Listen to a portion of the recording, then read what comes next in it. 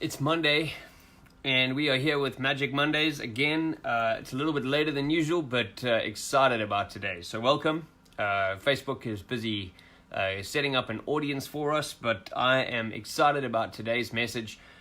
We are going to be talking about how to make powerful friends and how to overcome some of the things that we battle with on a regular basis. So as I've said before, all these videos are me talking to the mirror. There's stuff that I deal with and look for advice and look for research and information on to how to better myself and my own life. And this is another one of these topics. So I have to be vulnerable and honest to start with and tell you what I'm battling with and what I've battled with for a while now, and then want to share some of the ideas that I have on how we can resolve those things. So the first thing that I want to kind of say and what I'm battling with at the moment is this idea that I've been told a lot that I'm quite an intimidating human being. I work a lot obviously in the music industry and in the sort of entertainment industry, and I've done this a very long time in my life, and so I definitely have a lot of experience, and obviously our behavior is a physical manifestation of what we believe and what's true, and so there's a certain confidence that I have about what I do, and it comes across as people saying that they're intimidated by me, and I've always battled with that. I struggle with that idea. I think that I try really hard to be a really caring, helpful person, and the idea of being intimidating is not something that I'm really happy with. So recently I started working with a bunch of people, and some of the people that I coach and help really battle with shyness as well. And both of these things are problems in our lives that we want to resolve. So I've got some ideas and some questions. So the first question is it good to be friends with everybody? And I think that it is. I think that it's good to try and be friends with as many people as you can. Obviously, we need to talk about friendship in the circles of friendship. You have your inner circle and the people that you're really intimate with and you share a lot more with, and then you have sort of colleagues and people that you are friends with but are not necessarily as close as the inner circle, and then you have acquaintances and people that you know throughout life and in the industry you work in or whatever. So there's a couple of things that I have learned. One of them is the doorway drill, which I'm going to talk about in a little while, but something that I've put into practice for myself is being open and positive, to make that a conscious thing. All of these things really are about being consciously open to changing the way that we behave. A lot of the stuff we do is patterns. We create these patterns by behaving a certain way and never really taking the time to figure out what it is that we need to be doing to be the best version of ourselves that we can be. So the bottom line is that from a neurochemical perspective, the reality is that we are pulled in one direction. So if you are insecure and an insecure person regarding sort of public speaking or around certain people that say the word shy, your brain needs some kind of confirmation, and the way people treat us will confirm to our brain who we are. So the reality is that if you are pulled in one direction, if you behave a certain way, that people will confirm that for you, and then we are now establishing more and more beliefs about who we are and what we are, and those things are very difficult to change. So if you consciously make a shift, I think that we can change the way that people treat us, and if we change the way that people treat us, then that will confirm to our brain who we are.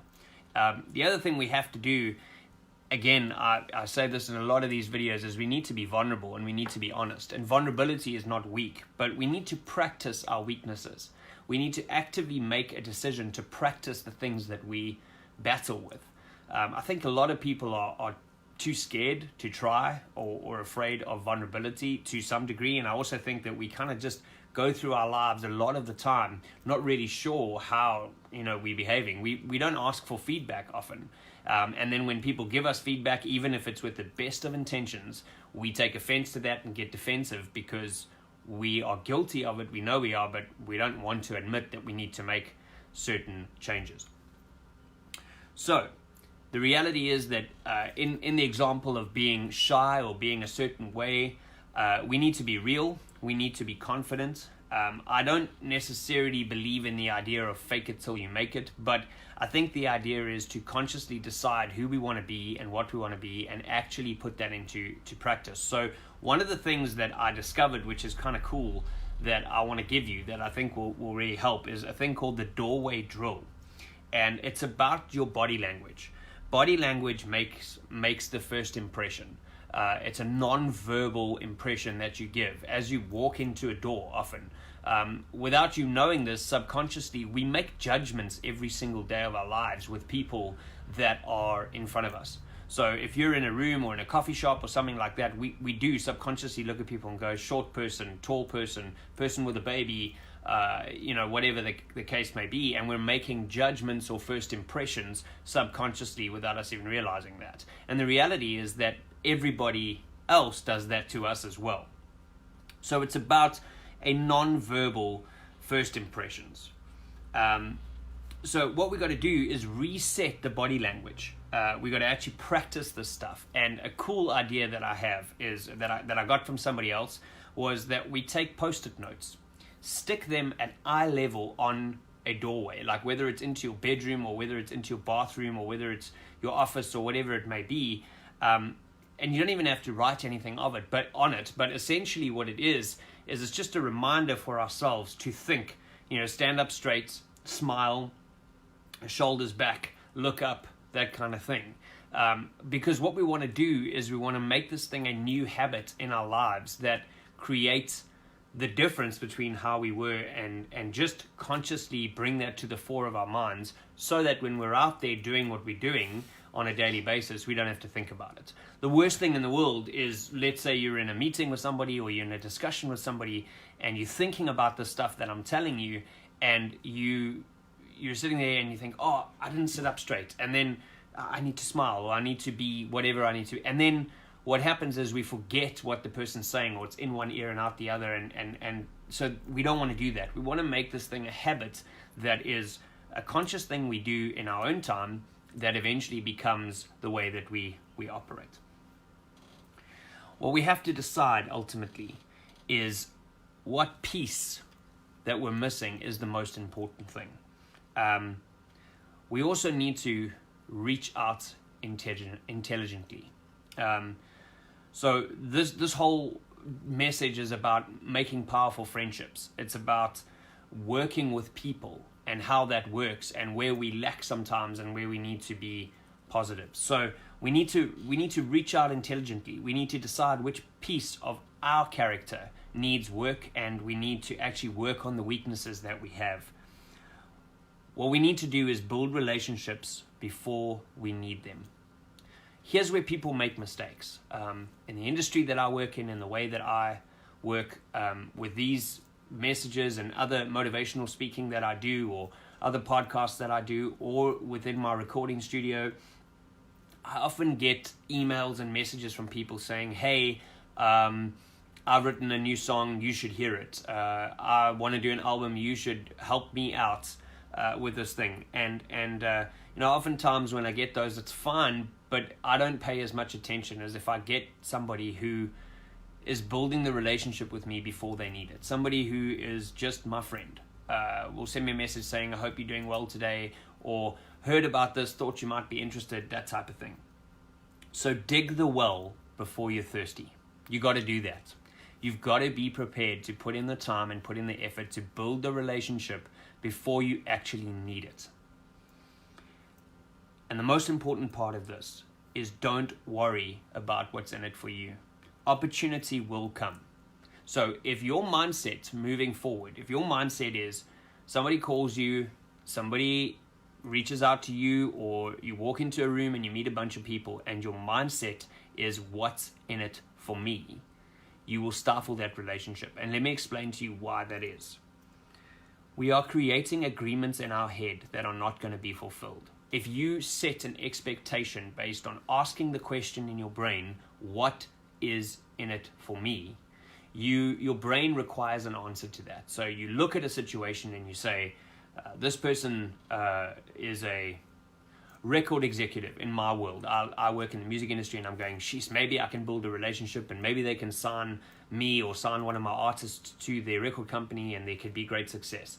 By doing that already, I am creating an expectation in my own head of what's possible, and if and when that doesn't happen, I am going to be passively aggressive and passively aggressively unhappy about that. I'm disgruntled about it because my expectations were unrealistic. So the trick is to not worry about what's in it for you. And the last thing is to not keep score. We live in a world where everybody keeps score. So to give an example, I take a friend to the airport and I fetch them again, and I do that a couple of times. And because I do that, they get in their head that that I'm their friend and I'm helping them out and I'm such a nice guy. But in my head, I'm keeping score, going, one day you're going to pay me back. One day you're going to owe me, and this person has a certain thing. And again, I'm creating this agreement in my head that, it's not wrong for that person to go, what you want me to do doesn't quite fit where I am right now. So again, getting back to what I'm saying and recapping on what I'm saying, if we want to create powerful relationships with people, we need to not think about what's in it for us. We need to be prepared to give freely and cheerfully. We need to be prepared to take what we have. Previous messages I've talked about skill equals utility. What we know, our knowledge, who we are as human beings, have utility in how we could help others. If we do that and we dig the well before we're thirsty, if we build relationships with people based on what we can give, opportunities will come up. An analogy that I was given many, many years ago by a wise guy, he said to me that the way life works is like tides. And the way tides work is that they go in here and they come out the other side. It's a circle. But the reality is it doesn't do this, which means that if I give to you, I shouldn't expect you to give back. It'll come back to me down the line from somewhere else. And if that's the attitude that we have, we will build long-lasting, powerful relationships where people are helping us and we are helping people to better ourselves and to better the world. I hope that's been helpful for you. This is stuff that I'm dealing with. It's amazing. I'm going to try the doorway drill. Again, if you guys want to try this thing, please comment on it. Let me know what you think. Let me know if it works. I'm going to do it. Post-it notes on the doorway at eye level. Don't even need to write anything on them. It's just a reminder for me to consciously think about my body language, which makes the first impression before anything verbal. Am I coming across intimidating is the thing that I'm battling with? Am I coming across arrogant? Am I coming across kind, loving, and caring? Because those are the things I want to become. So all it does is just create this pattern and create this habit where it's a conscious thought as I walk through a doorway. Reaching out intelligently, digging the well before you're thirsty, and not worrying about what's in it for you. I hope that's been very, very helpful for you. It's Monday again. I am really, really appreciative of all the support that we get. Thank you for continuing to watch these shows and watch these episodes. It's really, really helpful. If you know anyone who this can help, please, I'd really appreciate you sharing it on. Continue to like, continue to share, and if you like what you're hearing and you want some music that backs up what I'm talking about, music that is real, music that is authentic, and music that is about real life, please pop over to parable15.com. Listen to the music there. You can buy our albums on all of the digital mediums, and I really, really appreciate it. Have a fantastic week. I hope this has been helpful for you, and we'll see you next week.